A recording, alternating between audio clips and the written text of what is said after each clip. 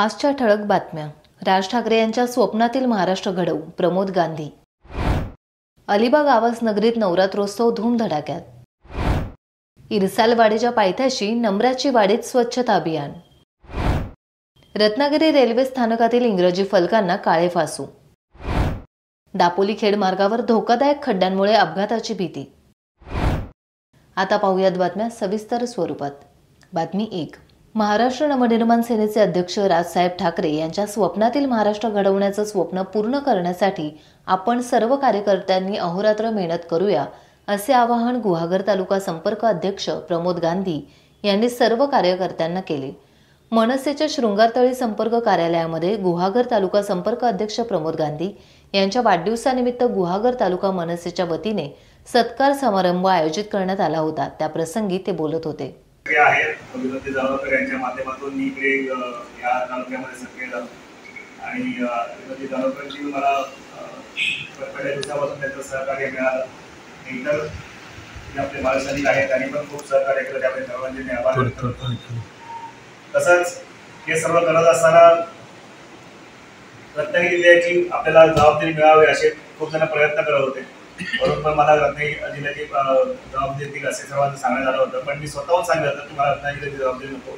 जोपर्यंत मला गाव कळत नाही, माझा तालुका कळत नाही, तोपर्यंत मी जिल्ह्यामध्ये का जाऊ, हा माझा स्वतःचा वैयक्तिक माझा निर्णय होता. त्यामुळे मी जिल्ह्याची जबाबदारी न घेता माझी तालुक्याची जबाबदारी घेतली आणि तालुक्याची जबाबदारी घेतल्यानंतर सर्व तालुका फिरलो, गावगाव फिरल्यानंतर गावाची परिस्थिती काय आहे, तालुक्याची परिस्थिती काय आहे, सर्वांचा मला अनुभव आलाय.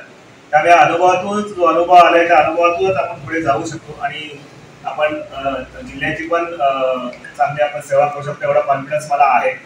पण तेच सांगतोय की पण हे सर्व असताना आपल्या माध्यमातून राजसाहेब ठाकरेंमध्ये असं पत्रबाजी होऊ नये अशी माझी इच्छा होती, म्हणून तुम्हाला सांगितलं. जे उपक्रम राबवायचे असतात ते राबवले जातात. उपक्रम राबवताना सर्व आपले सहकारी आहेत, त्यांचे सहकार्य मिळतो, त्यांच्यातून हा उपक्रम राबवला जातो.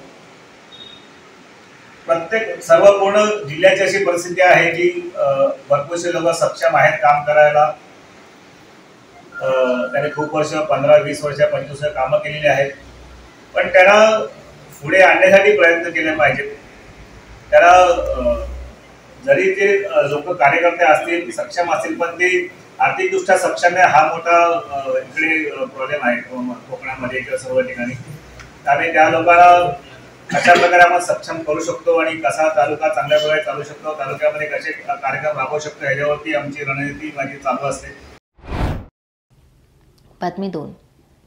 अलिबाग तालुक्यातील आवास नगरीत नवरात्रोत्सव धूमधडाक्यात सुरू असून नागरिकांचा मोठा प्रतिसाद नवरात्रोत्सवाला लाभलाय. ऑर्केस्ट्रा ग्रुप अलिबाग गायक सचिन बंडकर आणि कलावंतांनी एकविरा आहे तू डोंगरावरी, नजर आहे तुझी भक्तावरी या गाण्याच्या ठेक्यावर आवाज पंचक्रोशीतील महिला वर्ग कलावंतांच्या समवेत नृत्यात दंग झाला. कार्यक्रमाच्या वेळी कार्यक्रमाचे आयोजक आणि माजी पंचायत समिती सदस्य रणजित राणे यांनी म्हटलं की कलाकारांच्या कलागुणांना वाव आणि प्रोत्साहन देण्यासाठी सहकार्य केलं जाईल. यावेळी आयोजकांच्या वतीने सर्व कलावंतांचा सन्मान करण्यात आला. बातमी 3. स्वच्छता हीच खरी सेवा आहे. आपला परिसर प्लास्टिक मुक्त आणि स्वच्छ ठेवल्यास तीच खरी सेवा होईल, असे प्रतिपादन भारतीय भूवैज्ञानिक सर्वेक्षण विभाग पुणे संचालक महेश भैसे यांनी केले. मुख्यमंत्री समृद्ध पंचायत राज अभियान अंतर्गत भारतीय भूवैज्ञानिक संस्था, भारत सरकार, पुणे विभाग आणि ग्रुप ग्रामपंचायत चौक यांच्या सहकार्याने इरसालवाडीच्या पायथ्याशी असलेल्या नम्राची वाडी येथे स्वच्छता अभियान राबवण्यात आले. त्या प्रसंगी संचालक महेश भैसे मार्गदर्शन करताना बोलत होते. ग्रुप ग्रामपंचायत चौक सरपंच रितू ठोंबरे यांनी उपस्थित सर्व टीमचे स्वागत करून ग्रामपंचायत यांना स्वच्छता अभियान राबवण्यात मदत आणि मार्गदर्शन केल्याबद्दल आभार व्यक्त केले. स्वच्छता अभियानाला सुरुवात करण्यापूर्वी इरसालवाडी दुर्घटनाग्रस्त यांना श्रद्धांजली अर्पण करण्यात आली. आम्ही हे स्वच्छता ही सेवा म्हणजे स्वच्छता हीच सेवा हा अभियान आम्ही इरसालवाडी या ठिकाणी इरसालगडवाडी या ठिकाणी आम्ही राबवत आहोत. त्याच्या मागचा उद्देश हाच आहे की कमीत कमी प्लास्टिकचा वापर आपण करावा, जेणेकरून आपल्या म्हणजे दुर्गंधी कमीत कमी पसरेल, रोगराई कमीत कमी पसरेल. कारण प्लास्टिक हा जो आहे तो कुजत नाही किंवा सडत नाही. जसं की आपण 20-25 वर्षापूर्वी जसं आपला कापडी पिशवी वापरत होतो, तर कापडी पिशवीचा जास्त करून तुम्ही वापर करावा. आणि प्लास्टिक इतरत्र जसं आपण इथं फेकतो ते त्याच्यामुळे धोका हा आहे की जे गाय आहेत किंवा बैल आहेत जे सोडलेले आहेत ते प्लास्टिक सोबत ते कचरा म्हणजे ते बाकीचा जो आहे ते सुद्धा ते त्याच्यासोबत ते खातात आणि त्यांच्या आरोग्याला सुद्धा तो म्हणजे धोका आहे. तर जेणेकरून प्रत्येकाने हा संकल्प घ्यायचा की आम्ही प्लास्टिकचा वापर जास्त करणार नाही, आपला परिसर आणि आपल्या आजूबाजूचा परिसर आम्ही स्वच्छ करू, आपला कचरा दुसऱ्यांच्या अंगणात न टाकता तो व्यवस्थित एका ठिकाणी आम्ही त्याचा संचय करून घंटागाडीला आपण तो सुपूर्द करू. धन्यवाद. बातमी 4. कोकण रेल्वेच्या रत्नागिरी स्टेशनवरील स्वागताचे फलक, स्टेशनमध्ये प्रवेश आणि बहिर्गमन करणाऱ्या सर्व द्वारांवरील नामफलक इंग्रजी भाषेत लिहिलेले आहेत. रत्नागिरी रेल्वे स्थानकात प्रवेश करताना हे नजरेस येताच 8 दिवसात हे फलक मराठी भाषेत न केल्यास स्वतः येऊन या इंग्रजी फलकास काळे फासेन, असा इशारा खासदार अरविंद सावंत यांनी दिला. मराठीला अभिजात भाषेचा दर्जा आम्हीच मिळवून दिला असा ढोल बजावणाऱ्या बडव्यांना आपल्याच राज्यात मराठी भाषेचा अवमान होत आहे याचे काहीच वाटत नाही, याचे आश्चर्य वाटते. कोकण रेल्वे दुपदरी करा, गाड्या वाढवा इत्यादी मागण्या केल्या तर रेल्वे मंत्री दुर्गम भाग आहे, खर्चिक बाब असल्याची पळवाट काढत राहतात.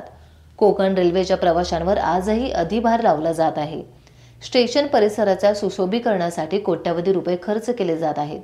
कणकवली स्टेशनवर छप्पर नाही, त्यामुळे प्रवाशांना स्वतःच्या सामानासोबत छत्र्या घेऊन उभे राहावे लागत आहे किंवा उन्हात तळपत उभे राहावे लागत आहे. हीच परिस्थिती रत्नागिरीत आणि कोकणातील सर्व रेल्वे स्टेशनवर आढळते, असे ते म्हणाले. बातमी 5. दापोली ते खेड महामार्गावरील एसटी स्टँडजवळ असलेल्या पुलावर न्यू गुडलक स्टोअर समोर रस्त्यावर भला मोठा खड्डा पडल्यामुळे प्रवाशांना, विशेषतः दुचाकीस्वारांना मोठा त्रास सहन करावा लागतोय. या खड्ड्यात पाणी साचल्याने तो आणखीनच धोकादायक बनलाय. या महामार्गावरील वाहतूक मोठ्या प्रमाणात असते. पूल आणि एसटी स्टँडजवळ हा खड्डा असल्याने इथे नेहमीच वर्दळ असते. पावसामुळे या खड्ड्यात पाणी साचून त्याची खोली आणि धोका लक्षात येत नाही, ज्यामुळे दुचाकीस्वार आणि लहान वाहने चालवणाऱ्यांना गाडी चालवताना मोठी कसरत करावी लागते. अनेक वाहन चालकांना खड्ड्याचा अंदाज न आल्याने छोटे मोठे अपघात होण्याची किंवा वाहनांचे नुकसान होण्याची शक्यता वाढली आहे. टाइम्स डिजिटलला लाईक करा, शेअर करा, सबस्क्राईब करा आणि बेल आयकॉन दाबायला विसरू नका. Times digital.